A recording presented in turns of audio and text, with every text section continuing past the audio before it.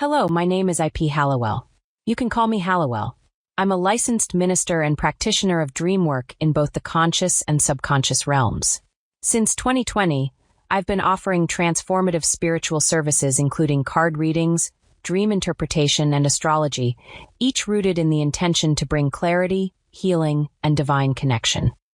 After relocating across the country, I discovered the work I had been doing was no longer legally permitted in its original form. This unexpected challenge led me to reimagine my path. I rebranded, restructured my offerings, and deepened my commitment by becoming a licensed minister, allowing me to continue my work ethically and authentically within new parameters. In 2024, I was invited to begin offering public full and new moon rituals. That opportunity prompted me to reflect on what lunar work could look like through the lens of dream work, how we might weave the intuitive, emotional, and symbolic into collective spiritual practice. The following piece is the result of that reflection. If you're seeking something a little different, something soulful, symbolic, and deeply human, I invite you to stay. Listen with an open heart, and if it speaks to you, I'd love to hear your thoughts in the comments below. I'm so glad you've joined me. Let's see where this takes us.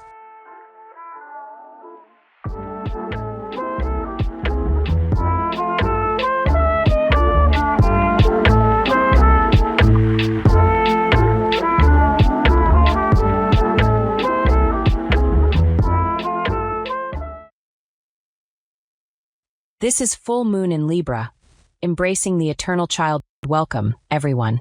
Thank you for gathering under the radiant full moon in Libra. Tonight, we come together, both as individuals and as part of a global community, to honor the energy of the eternal child within us. This energy is one of freedom, joy, and boundless curiosity.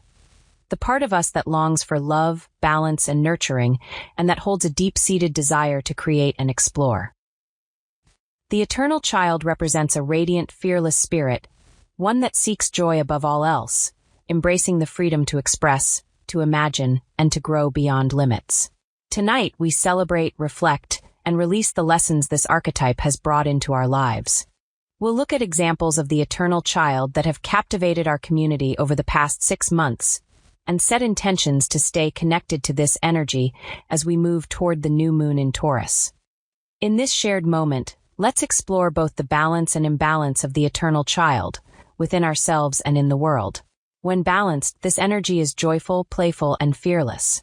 It invites us to step beyond fear, embrace creativity, dream boldly, and savor the present moment. It helps us break free from limitations, both conscious and subconscious, bringing lightness even in dark or uncertain times. But when out of balance, the eternal child can become reckless, naive, or untethered from reality. It may seek out escapism, avoiding responsibility, and resisting the emotional work required for authentic living and deep connection. Our introduction to this archetype began with the new moon in Libra last year on October 2nd. In the weeks that followed, we moved through the U.S. presidential election, a moment impossible to ignore. Regardless of where we stood politically as eternal children, we each played a role in this collective story. For much of the year, many of us felt torn between excitement for promised change and the anxiety of potentially witnessing those we opposed rise into leadership. We asked ourselves, what responsibility do we carry now that so much has changed? Where is hope, and how do we create freely under these circumstances? The current political climate complicates our relationship with the eternal child. In times of unrest, this archetype can appear in its extremes. When balanced, it becomes a source of resilience, hope, and transformation. Its light shows up in leaders and activists who inspire optimism, creativity, and radical empathy. The eternal child in its strength reminds society of the power of imagination, collective joy, and the courage to begin again. But unbalanced, it becomes immature and dangerous. Escapism replaces dialogue. Politicians may appeal to baseless emotion rather than thoughtful debate. Oversimplification, reactionary thinking, and sensationalism distract us from the deeper work of growth and healing. The unbalanced eternal child feeds cycles of retaliation, short-term wins, and division. As we reflect on the last 6 months, we recognize that the eternal child isn't just about joy and play, but about the responsibility that comes with creative power. True joy, when anchored in awareness, becomes a guiding force. It helps us face discomfort, navigate monotony, and persist with hope.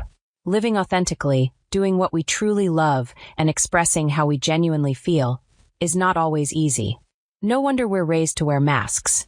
The personas we adopt to conform to social and cultural expectations often distance us from who we truly are. We tell ourselves, I want them to like me. I want them to trust me. This may not reflect who we really are, but this is how we survive. But is that still true? Has conforming earned you a livable wage? Was this what brought you closer to the people you love? Did your community support you when you needed it most, because you played by the rules and colored inside the lines?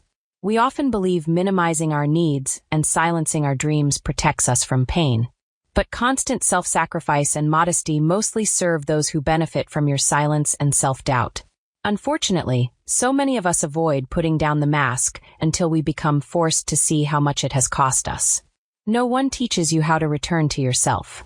They just say, be yourself. But if you've spent a lifetime being someone else, where do you even begin? You begin with joy and with it, the eternal child. When we align with what lights us up, we become radiant. We uplift not just ourselves, but everyone around us. The goal is not to simply survive. It is the challenging work of that which makes us thrive. The eternal child reminds us that there are no limits when we move through life with authenticity and joy. Let's reflect on a passage from the great poet Rumi, whose words capture this essence. Anyone seen that boy? Not the one who hides in fear or cloaks his heart with walls.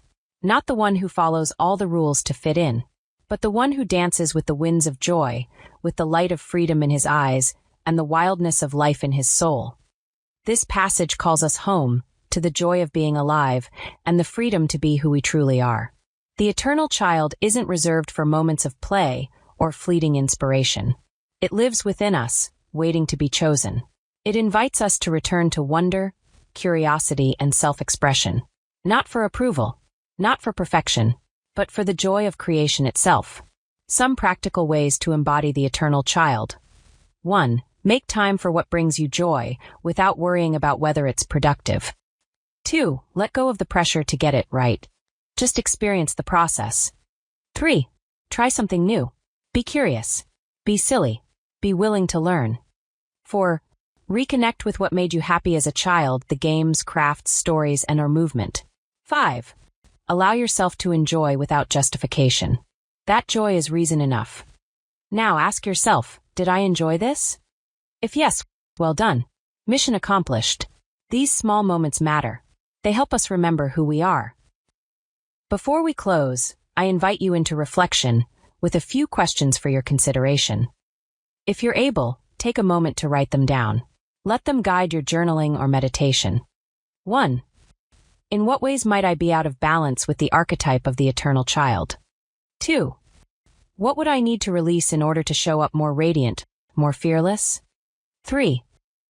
If I were to carve out time for joy, what would I choose to do, and how might I begin? If inspiration feels lacking, don't worry. Pull a few cards.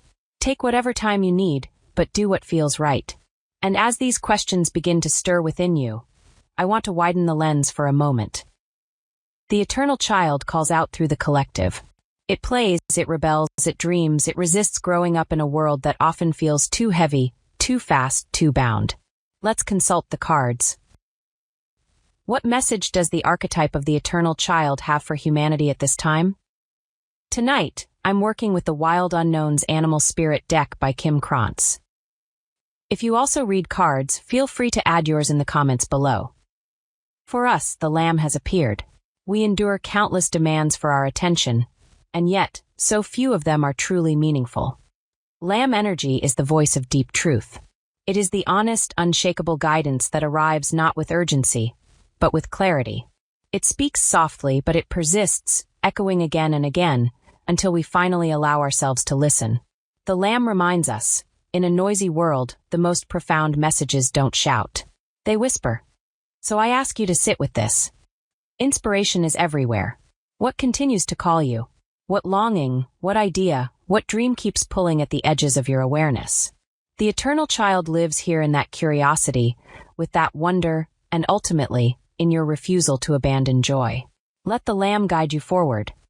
Moving on, I'd like to offer a prayer to embody the eternal child.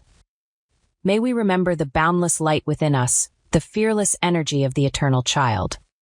May we release the weight of fear and limitation, embracing the joy of possibility in every breath.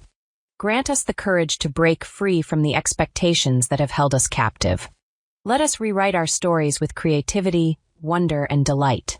May we venture into the unknown with open hearts, trusting the path shaped by our dreams. May we balance our joy with responsibility, knowing true freedom comes from care, connection, and courage. Let us honor the relationships that nurture us and let love guide us home. May we move through life with the curiosity of children, embracing the magic all around us. May we embody the eternal child, fearless, radiant, joyful, and let that light shine for all to see. It is as I speak, let it be. As we prepare for the new moon in Taurus, we carry these lessons forward. Taurus teaches us to ground our joy, to build a strong foundation, and to nurture our dreams with love and care. The eternal child shows us how to dream. Taurus shows us how to grow. May this next moon cycle bring you inspiration rooted in reality and the courage to bring your authentic self into every space you enter. I'll be releasing the new moon in Taurus ahead of the transit on Sunday, April 27th. As for tonight's full moon in Libra, this is where I'll leave you. And if you're still here, still listening, thank you. Truly.